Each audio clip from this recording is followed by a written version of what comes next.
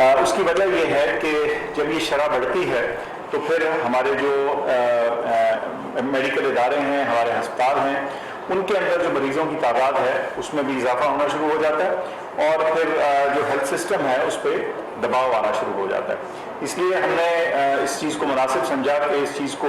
وقت سے اور بر وقت آپ کو بتایا جائے کہ یہ کیسز بھی بڑھ رہے ہیں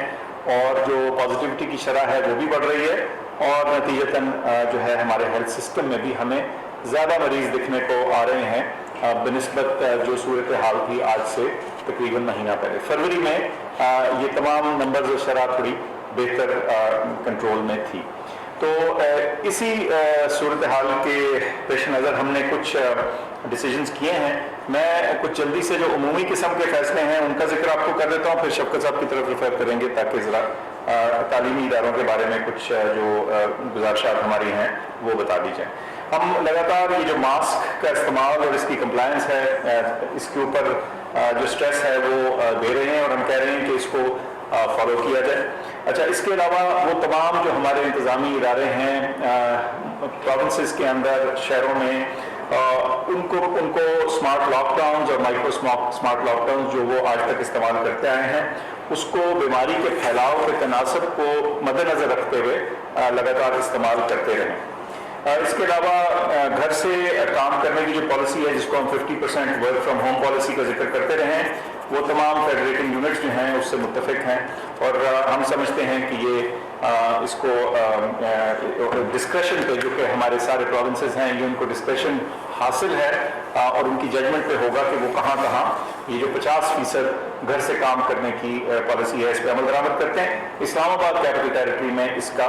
انفورسمنٹ امیڈیٹ افیکٹ سے شروع ہو جائے گا۔ جو کمرشل ایکٹیویٹیز کے لیے شام 10 بجے کی لمٹ تھی وہ اسی طرح سے ری انفورس کی جائے گی فی الفور۔ ظاہر ہے اسینشیل سروسز کے اوپر اس کا اطلاق نہیں ہوتا، یہ پہلے بھی ہم اسی طرح سے کر چکے ہیں۔ اسینشیل سروسز میں آپ کو معلوم ہے جس طرح دوائیوں کی دکانیں ہیں، اس طرح کی چیزیں۔ امیوزمنٹ پارک جو ہیں یہ سارے ملک میں شام 6 بجے بند کرنے کی ہماری ڈیسیجن اور ہدایت ہے۔ اس کے علاوہ اگر کوئی صوبہ یا کوئی شہر جو ہے اپنے اعداد و شمار کے مطابق اس کو جلدی کرنا چاہے تو باہر کا وہ ان کی ججمنٹ ان کے پاس ہے۔ اس کے علاوہ ایک اور فیصلہ یہ ہوا تھا کہ جو شادیاں ہیں جو انڈور ویڈنگز ہیں، یعنی جو ہالز کے اندر ہیں،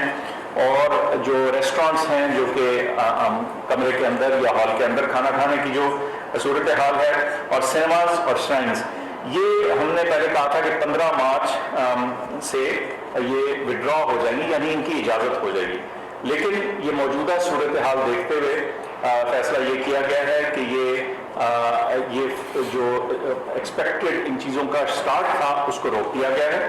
اور لیکن آؤٹ ڈور ڈائننگ اور جو آؤٹ ڈور والی پالیسی ہے وہ جاری رہے گی، اور یہ جو اس کا اطلاق ہے یہ 15 مارچ سے لے کر جو 15 اپریل تک چلتا رہے گا، اور اس وقت پھر دوبارہ سے اس معاملے کا جائزہ لیا جائے گا اور دیکھیں گے کہ کیا اس وقت انڈور ویڈنگز اور اندرون جو ریسٹورینٹس ہیں اندر کے کھانے کی فیسلٹیز اور سنیماز وغیرہ جو ہیں کیا ان کی اجازت دی جاتی ہے یا نہیں۔ آؤٹ ڈور گیدرنگ جیسے میں نے ذکر کیا جاری رہیں گی، اور اس میں بھی جو تعداد ہے جو 300 کی لمٹ ہے وہ قائم رہے گی، اور اس میں بھی جو اسٹرکٹ انفورسمنٹ ہے ایس او پیز کی اس کو بھی ہم نے دوبارہ اجاگر کیا ہے اپنے پروونشل کالیگز کے ساتھ۔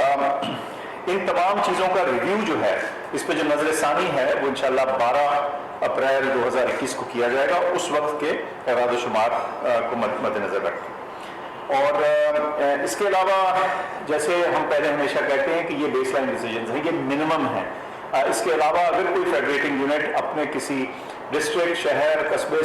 جگہ میں کوئی اور اضافی چیز کرنا چاہے وہاں کے اعداد و شمار کو نظر میں رکھتے ہوئے، تو ظاہر ہے ان کو یہ حق حاصل ہے۔ ایک اور بڑی بریف سی اناؤنسمنٹ، اس کا ہم ذکر تو کر چکے ہیں، آج کی تاریخ سے ہماری جنرل پاپولیشن کی ویکسینیشن جو 60 سال سے زیادہ عمر کے لوگ ہیں وہ شروع ہو چکی ہے، اور سب سے پہلے جو ہمارے سب سے بزرگ ہیں سینئر سٹیزن ہیں وہاں سے یہ شروع کی جا رہی ہے۔ اس کا طریقہ کار ہم بہت دفعہ ذکر کر چکے ہیں، بتا چکے ہیں، لیکن اس موقع کا فائدہ اٹھاتے ہوئے میں پھر ذکر کر دوں کہ اپنے سیل فون سے، موبائل فون سے اپنا جو نیشنل آئی ڈی کارڈ ہے، CNIC ہے، وہ ڈیشز وغیرہ ڈالے بغیر سیدھا نمبر ڈال کے 1166 کے اوپر SMS کریں تو آپ کو جواب آئے گا، اور آپ کو سینٹر اور اپنے جو اپوائنٹمنٹ ہے اس کے بارے میں معلومات ہوں گی۔ یہ ایک بہت بارہا سوال آج بھی اٹھا کہ اگر ایک سینٹر ایسا آتا ہے جو دور ہے یا جو آپ کے پرانے ایڈریس یا پتہ کے مطابق ہے تو کیا آپ اس کو تبدیل کر سکتے ہیں؟ آپ بالکل تبدیل کر سکتے ہیں۔ 1166 پہ فون کیجئے،